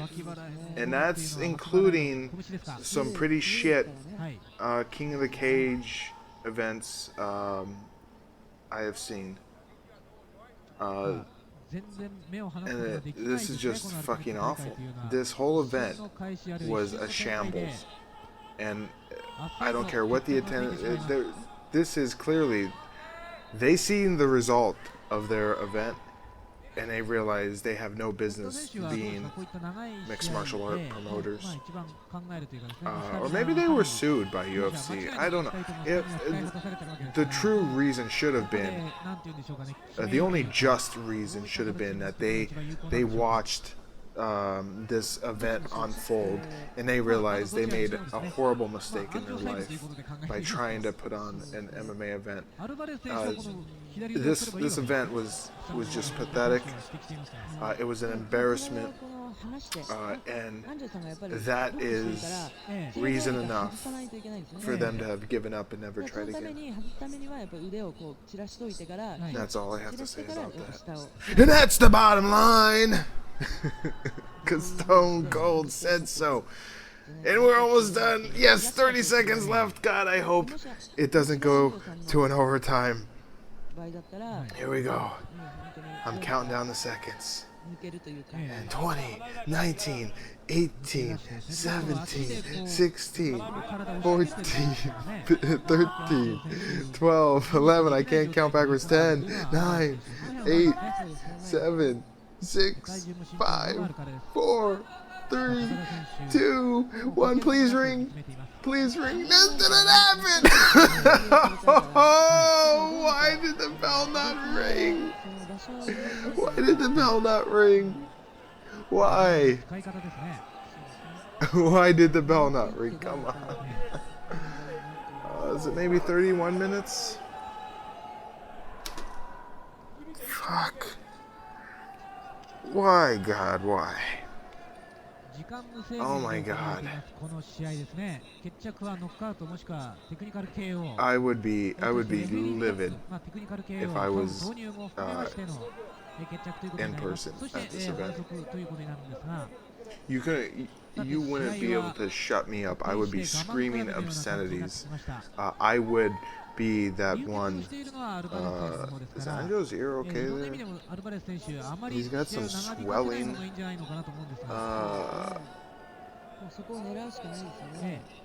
I don't know if that's just the way his. No, he's definitely got some like swelling in between his sideburn in his ear, or maybe that's just the way his head is built. I don't fucking know.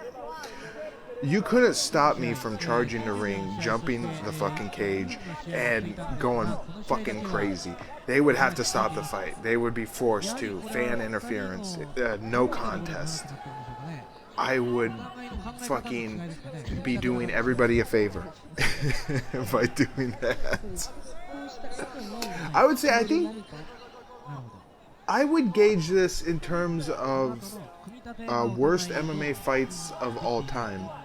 Not only the worst MMA event of all time, that is for sure. What are they getting excited about? Oh my God, is Anjo gonna? Oh no, he was so close to reversing him again. This right here, I am pretty comfortable in saying that this is probably one of the top 3 worst MMA fights.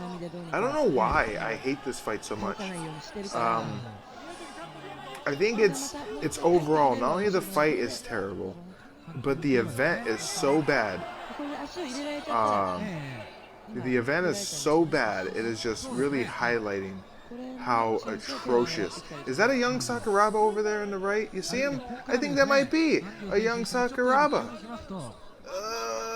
I can't really see too well with the matrixing of the video, but I'm pretty sure that was Sakuraba. Is Yoji Anjo's eye okay? Ref, I think your assistance might be needed here. He's fucking holding his eye, as if his eyeball is about to pop out. Might be time to stop the fight. And that is definitely Sakuraba, right up there, right in the top right corner.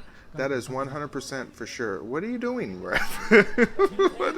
what the fuck was the ref doing? Whose wrist is that? The fuck are we looking at here? Why are we looking at this?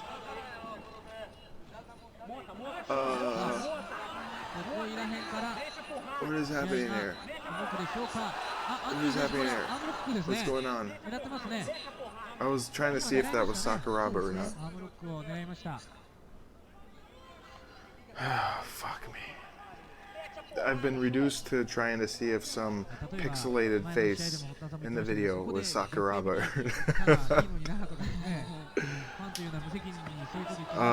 He's Shawn Alvarez, his advance to mount. Wow, how exciting.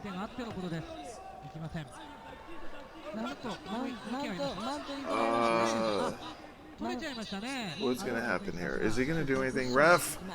Oh, Anjo nearly gives up his back. Probably not a good idea. Is Alvarez is gonna go for a choke here. And maybe Sakuraba, I'm gonna call him maybe Sakuraba. Maybe Sakuraba is very interested in this. And Alvarez with baby punches. Baby punches. Oh, and Anjo is tapping out. He cannot take anymore. Wow. What a fight. It was a grueling 34-minute slugfest. And Shawn Alvarez is the winner. He slaps the mat there. And Anjo just can't take it. So what would become of our 2 tremendously awesome fighters here? Shawn Alvarez, immediately after Japan here, Shawn Alvarez would fight Oleg Taktarov at Pentagon Combat in Brazil, losing to Oleg via KO in 52 seconds.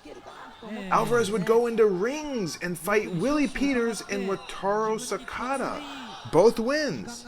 He fought for and won the UCC Heavyweight Championship at UCC 10 in Canada in June of 2002, but he would never defend that belt. He did have one single appearance in the UFC, the last fight of his career, which came at UFC 42, Sudden Impact, where he lost to Wesley Correa via TKO in the second round.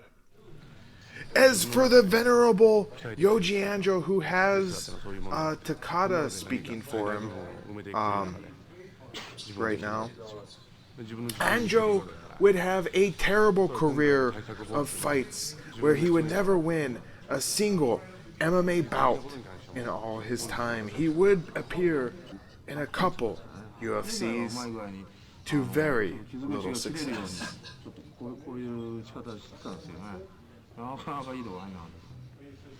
He does have a giant bottom lip, like fucking humongous. He's sort of just talking about the...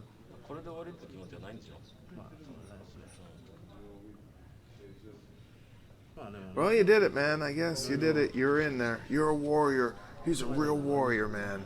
He went in there and did it.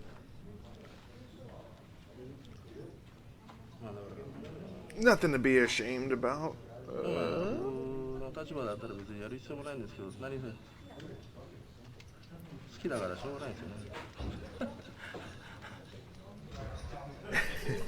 okay there, Anjo? No, he's got some lumps on the side of his head.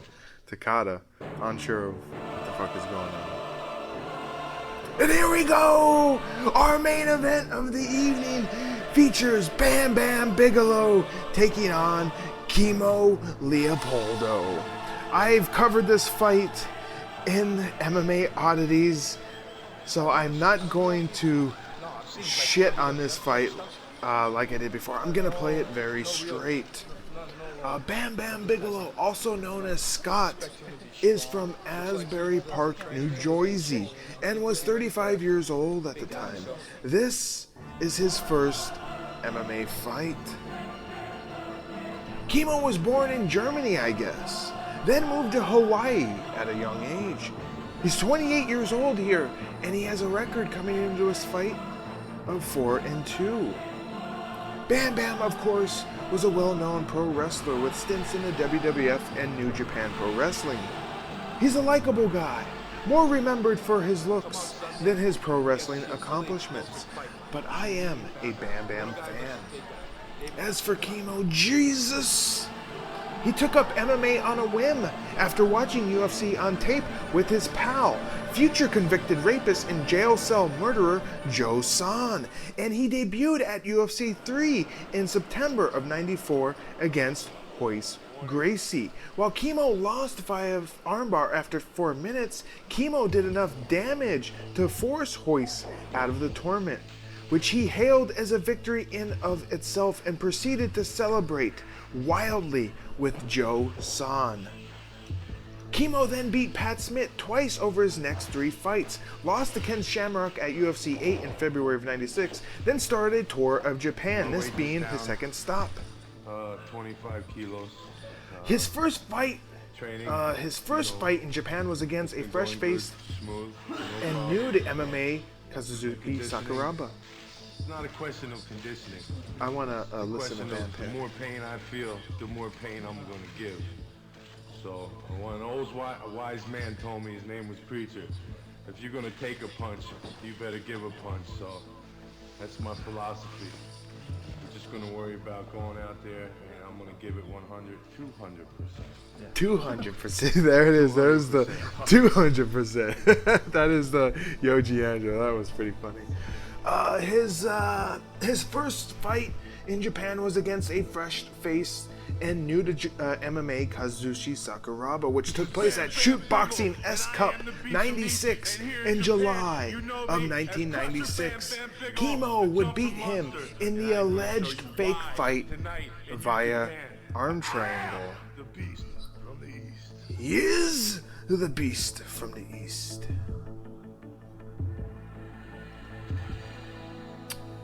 Yes. Kimo, I've got the power. That should be his theme music. The part where they sampled. It's like, hey, you ever heard of sampling, man? I've got the power. This is the triple main event number 3 special fight. Oh my god, this fucking announcer lady. Horrendous. Every time. I can't believe it. She's just so fucking bad.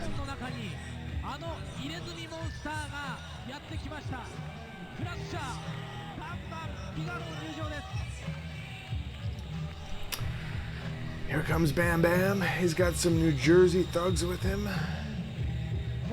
Joji, I should say. And I don't think Yoji Anjo is going to be coming out with them. And there's Bam Bam Bigelow. Crusher Bigelow. And I said this in MMA Oddies. He's in tremendous shape for this fight. Tremendous. He's not skinny. I'm not saying he's skinny, but he's much slender than his usual rotund self. He looks absolutely amazing. He should have kept that shape up, but he kind of let himself go. And here comes Kimo. I wonder if it was his idea to come out to this opera. I don't know the name of it. It's obvious, it's very famous. Everybody knows it, but does anybody know the fucking name of this? Was it the March of the Troopers? Or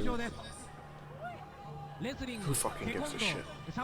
At this point of the night, I am done and over fucking you, Japan. But thankfully, this one is pretty quick when we only have about 9 minutes left. Kimo really does look like a badass. I mean, for a short stint of time, a very short period of time, I would say Kimo was probably the baddest looking dude on the planet. And it was all a sham. He wasn't a badass at all. He was a pretend badass. I mean, there was maybe 1 hour out of this whole time, his whole MMA run, that he was a legitimate badass. A very short period of time. But he definitely looked the part. I mean, he looked fucking totally like a true killer, man. Just great fucking look. He was blessed with a great look. Well, you know, his first UFC, he's actually kind of, before that, he was kind of fat, and then he got on the supplements, and he got into the gym, and he worked on his body. Bam Bam definitely looks like he can take a punch with a head that size. Kimo, I don't think he doesn't have the head that could take a punch. Here we go, Kimo shoots it immediately. Bam Bam tries to sprawl, but he doesn't get it, and Kimo's on top, and he manages to get mount very quickly here. And he's holding on to the fence, much like Anjo. He must have been watching Anjo and seeing how successful that was. And there's another one of the astronauts there in the lower right. Kimo here is very methodical. He is cross-facing Bam Bam to create some separation. And as soon as he gets separated, I feel he's going to throw down some blazing fists. Right now he is crunching Bam Bam's face, very uncomfortable. And he's using the cage for leverage. This can't feel good. And what was Bam Bam doing there? Picking Kimo's nose? Oh, and here comes a punch. Boom, blast! Kimo blasts him with one good one. There was a couple glancing ones, but one was really good, and I think that's already bloodied up Bam Bam. And here comes another one. Then a laser shot. Wow, right down the pipe. Another one straight down the middle.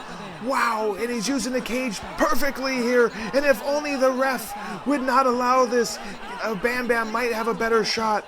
But Kimo is using the cage to his advantage to leverage himself and keep himself balanced. Perfect strategy. And he's going to go for that was going to be a Superman-like punch. And he's trying to sort of crunch the head of Bam Bam here into the cage, I guess. Oh, and there's a knee. Oh, and these are ringing hooks here, coming in over the arm and crushing Bam Bam, crushing the crusher right in the melon. Oh, another one. And he's jabbering. Is Kimo jabbering to him, saying, yeah, who's the tough guy now, brah? Huh, brah? Who's the tough guy now? Who's the big guy now, brah? That's my Kimo. And Bam Bam is in all sorts of trouble. He's busted open, and Kimo has his back. He's gonna flatten him out, and he's got a rear naked choke. This is it. It's deep, it's tight, and that's it. Get him off! Get off him! And Kimo finally lets go and then slaps Bam Bam on the back. You fucking dick. You held on to that for about 2 seconds too long. Yes, you can be happy about your fucking bullshit fight here. If this was a work, which it's been claimed it's a work, it is definitely odd in the terms of and seeing the rest of this event and seeing the Dan Severn versus Matsunaga fight, I wouldn't put it past that this was a work, but then it was totally unnecessary for Kimo to beat the shit out of Bam Bam. That was unnecessary. There's the astronauts. Who are those guys? Bam Bam here. He looks worse for the wear, but he's a tough guy. See, he can still locate the finger. Oh, he's got kind of a cross-eye now. He's gonna need some stitches. Yes, point it out. It's right there. Usually the bigger the guy, it's a little bit more dangerous when you get hit. More punishment. Yes, and Kimo here has the all ears, and he's gonna show just what an expert fighter he is. He's gonna explain. Big, but here big. So his power comes from his torso. Comes from his dorsal? Did he say dorsal? So like a wave. Like a wave, because he's a surfer, brah. He's a surfer in Hawaii, brah. Power when you can let it go. Okay, great. Thanks for that, Kimo. And the people, disheartened and saddened and depressed, file out. And the commentators are discussing what they felt about the fights. I'm sure they are putting on fake faces here. God Christ! I agree with that slogan. I like this guy. Who is this guy? So what would become of our two top tier fighters here? Immediately after U Japan, Kimo would go back to the UFC, where at Ultimate 96 he would face off against Paul Varelans, beating him via TKO/corner stoppage in the first round. After that was a string of more random MMA fights, including Ultimate Explosion against Brian Johnston, a submission forearm choke win. Then he would debut for Pride at the first Pride against Dan Severn. Of course, that was a horrendously bad fight, which went to a draw. And then Kimo had a couple more fights, more losses than wins. We'll actually get to see Kimo in one more Pride, believe it or not.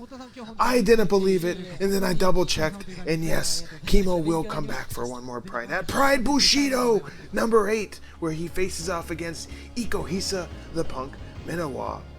As for Bam Bam, as we are getting close to the credits here, and there goes the fighters. See you later, boys. They're getting back on their planes to go back to parts unknown. They're all just sort of hanging out right now. Where's the nearest bar? As for Crusher Bigelow Scott Bam Bam Bigelow, he would only have one fight in his career, and sadly he would pass away in January of 2007. You will be missed, Bam Bam. There's the boys, they're at a diner, they're eating some sort of Japanese food, and there's Matsunaga. He has been outcast to sit alone by himself at another table. Is that Mark Hall's girlfriend or wife? She's kind of hot. And here's the credits. The U Japan team, the video staff. They're all responsible for this amazing event. And there's Kimo talking to Don Frye. There's a buffet at this post-fight celebration. And Shawn Alvarez will not be denied his buffet treat. Ed Ass. EED Ass. Was that somebody's name or is that their technical skill? And there's Bam Bam. He's drunk. He's talking to the people at home. Nobody would get to hear what he had to say there. And that does it for You Japan Super Fight 96. What a horrible, horrendous, awful, disgraceful, shameful, embarrassing event. I feel so bad for everybody that has joined to watch this fucking pathetic classic MMA revival. I feel so bad. I am sorry. I am so sorry. Forgive me. I literally have nothing else I can say. I'm just gonna end it here. Hey, like, share, subscribe if you had fun watching this. Let everybody know how awesome it was. Make a comment. Was this really the worst MMA event of all time? Let me know. Give me some other bad ones. Maybe I will not watch those for a classic MMA revival. But for now, I must bid you adieu. So, good night, good luck, and we'll sniff you fucking jerks later.